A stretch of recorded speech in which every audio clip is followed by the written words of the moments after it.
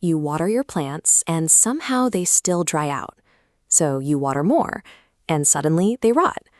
This cycle often leaves growers trapped between wilted leaves and waterlogged roots. Soil structure dictates how moisture is handled beneath the surface. If the ground lacks the right physical components, it cannot retain water effectively, regardless of how often you pour. We are going to change how your soil behaves, turning lifeless dirt into a self-regulating sponge. To do this, you just need 3 things: organic compost, some mulch, and a watering can.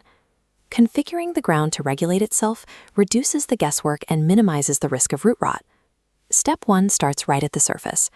Take a layer of rich organic matter, like compost, leaf mold, or well-rotted manure, and work it directly into the top few inches of your existing soil. On its own, plain soil often struggles. Sandy dirt allows water to rush right past the roots, while heavy clay traps moisture until it becomes stagnant. This shows how organic matter changes that structure. On the left, water flushes straight down through unamended sand. But on the right, the compost creates microscopic pockets that catch and hold the falling water.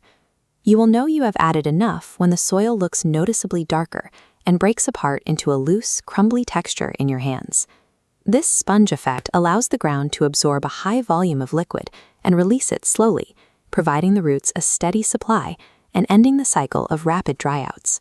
Even with perfect soil, you still face threats from above. Sunlight, ambient heat, and wind pull moisture directly out of the ground, drying out the surface long before the roots can finish drinking. To stop this, you need a physical barrier. Take straw, wood chips, or dried leaves and spread a thick, unbroken layer over all the exposed soil around your plants. This mulch acts like a thermal blanket. It stops the wind and sun from reaching the soil surface, which locks the existing moisture underground and stabilizes the temperature.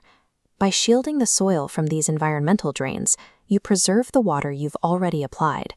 Because the moisture stays trapped in the sponge longer, you can often cut your total watering frequency in half. Now that the soil is protected, we need to adjust your technique.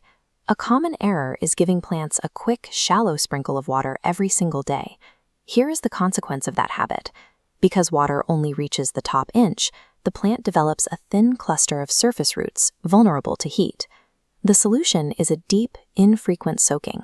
When water reaches the bottom of the container, roots stretch downward to track the moisture.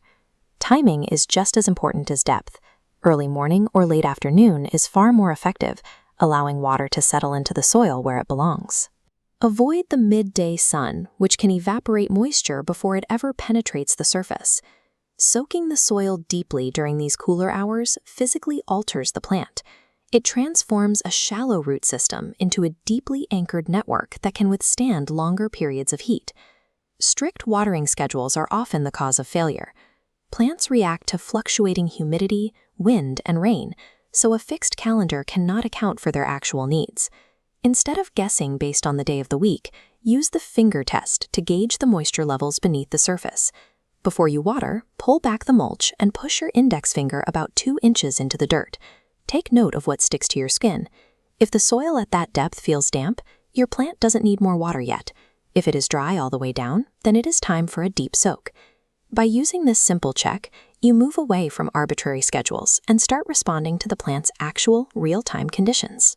When you combine an amended soil sponge, a protective mulch shield, and deep watering habits, you create a system that manages itself. Your plants will no longer just survive the days between waterings, they will thrive.